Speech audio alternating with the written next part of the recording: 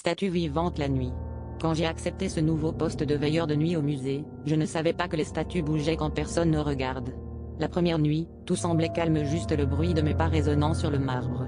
Mais au bout du couloir égyptien, j'ai remarqué que la grande statue d'Anubis n'était plus tout à fait tournée vers la porte comme je m'en souvenais. J'ai cru à une erreur de mémoire, ou à une blague d'un collègue, alors j'ai continué ma ronde, en riant nerveusement. La deuxième nuit, le froid était plus mordant, et le silence plus lourd. J'ai décidé de surveiller la salle des sculptures antiques depuis la cabine de sécurité, les yeux rivés sur les écrans.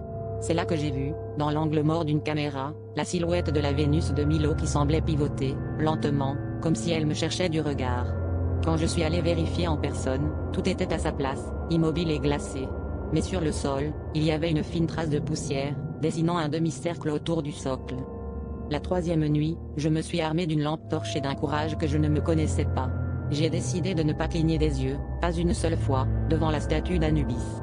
L'attente était interminable, mes paupières brûlaient, mais je sentais que quelque chose allait se passer. Soudain, une main froide s'est posée sur mon épaule.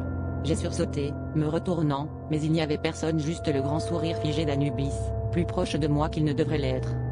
J'ai voulu fuir, mais mes jambes refusaient de bouger. Les statues, comme réveillées, commençaient à pivoter, à s'orienter dans ma direction, lentement, inexorablement.